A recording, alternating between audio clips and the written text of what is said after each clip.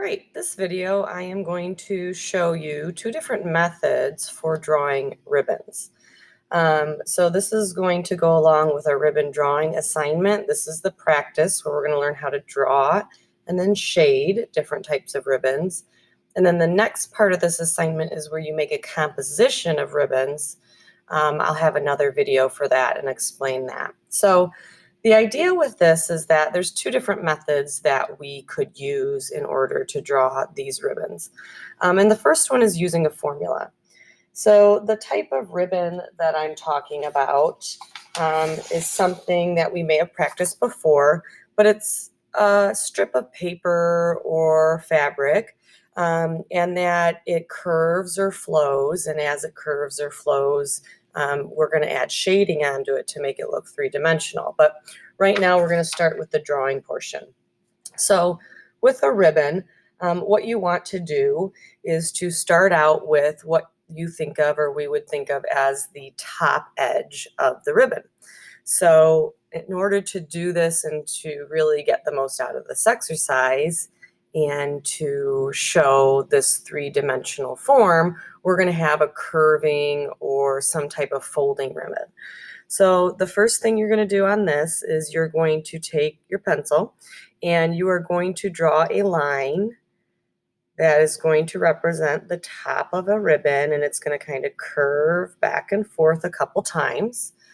And these should be pretty tight curves. You can, and I'll show you a little bit later how to make more of a looping curve, but this is the most basic type of ribbon. So this is the top edge of the ribbon. Now we need to create the depth of the ribbon. So the depth of the ribbon is just going to show us how wide the ribbon is. So I'm just going to start. I'm actually going to do this in a different color so you can kind of keep track of the different parts. So there's my top edge.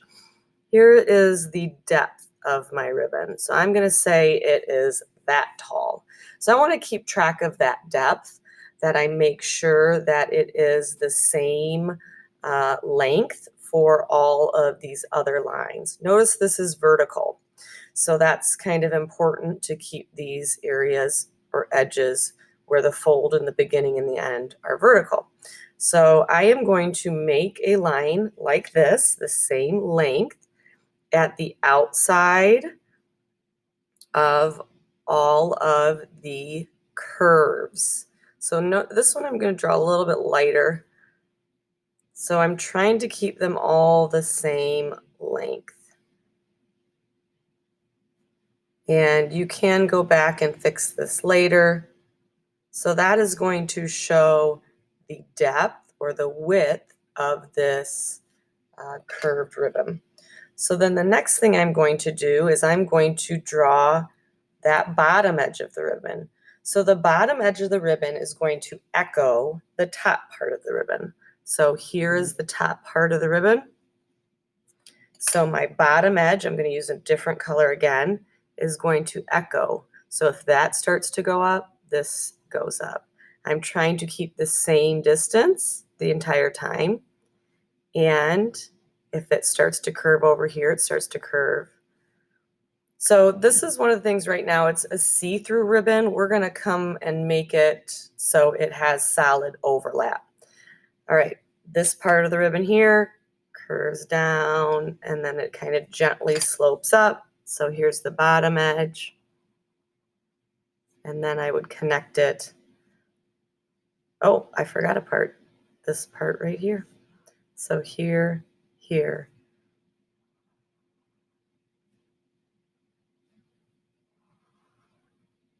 So I do try to keep the same width the entire time. Now, right now I have some see-through areas, and I'm going to make this have solid overlap. So what's going to happen is I am only going to be keeping the part of the ribbon that would be in front. So the overlapping part would get covered up, the part that's in the back. So that means this little section would get erased. This little section would get erased. That little section would get erased. So that's the first method. If you want to do something more of a curly ribbon, this is more difficult, but I'm going to show you. I'm going to start out like this. All right. I'm going to drop down vertical lines. So it doesn't always have to be vertical, but we're going to just start that way on the outside and inside of each curve. I guess it's not the inside of each curve, it's only the outside of each curve. And I want to make sure those are all about the same length. So at this point, I start to get a little confusing. That's why if you are just want to stick with this type of ribbon, that is absolutely fine. If you want to challenge yourself, you can do this. So now what's going to happen is I have to echo the line. So between here and here, it does that. Between here and here, I really do take this section by section. Between here and here.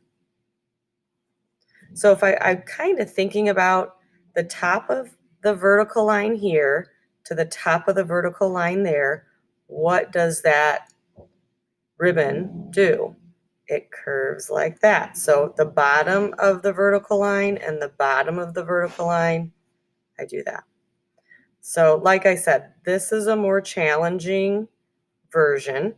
You can certainly try it if you're up for the challenge. If you get frustrated though, just go back to this method. So when I kind of decide what lines I'm keeping, I'm thinking about space, what is in front, what would get overlapped or behind.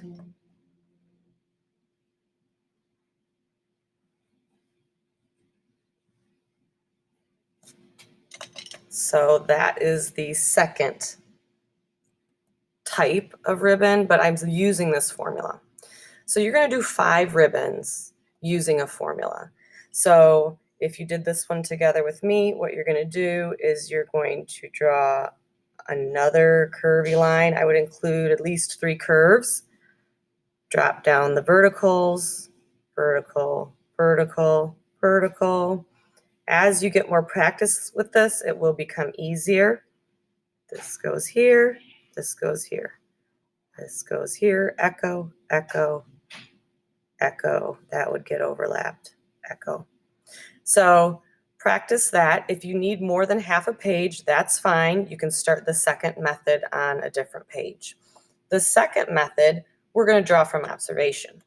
So to draw from observation, you are going to need just an extra piece of paper, and you can tear this out of your sketchbook, and you need a pair of scissors.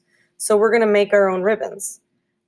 So use your scissors, and you can make these different widths. You are going to draw 3 different ribbons from observation. And if you actually have ribbon and want to set up ribbon, you can do that. Otherwise, just cutting out from a piece of paper is fine. So once I have this, the first thing, the one I'm going to do is I'm just going to curl it around a pencil. So this is one way to make a ribbon.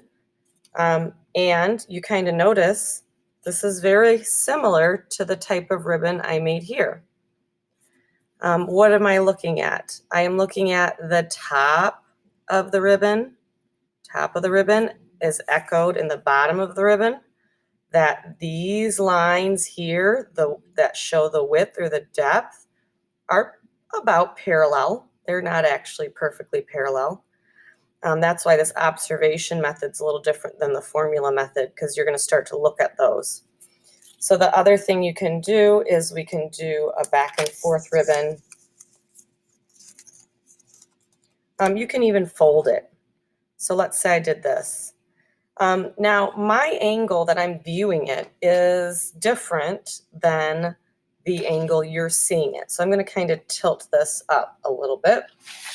I am going to just cover up, well, maybe I'm not going to cover up, try to get less distracting. So now what I'm doing is I'm drawing from observation. So this, and I can twist my paper. I'm actually going to go back to this one. twist it, you can fold it. So you're making these little strips. And so, all right. So now here I'm looking at this, and where do I start? Well, I am going to start on that edge, just like I started the ones in the formula. And I can think about it that way. But this is a little bit more, not using a formula, but kind of thinking about.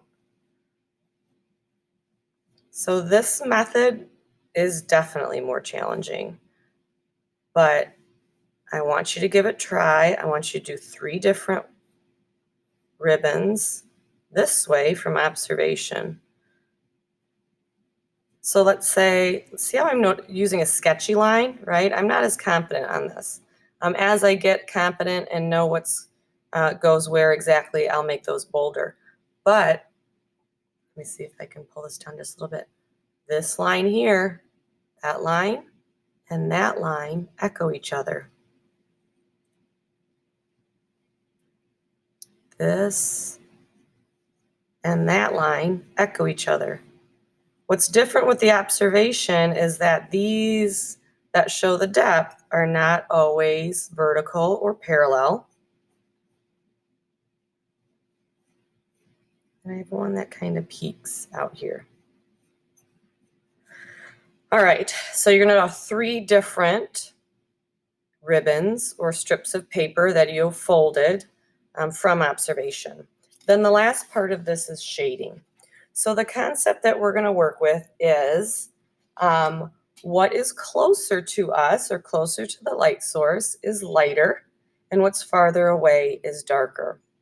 So you are going to pick, I believe it's 2, but go back and look at the lesson directions written in Canvas.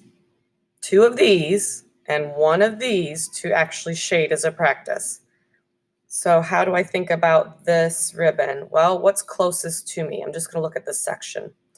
This section of the ribbon is going to pop out closer to me. That's going to be my lightest value.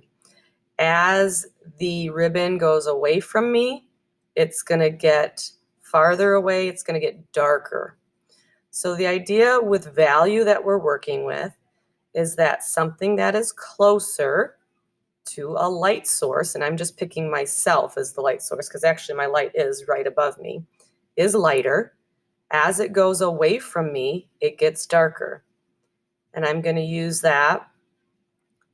I'm using a very soft pencil right now, and I want you to develop a full range of value on each one of these ribbons. So I use that for my medium and dark. I'm going to come back with my 2B pencil.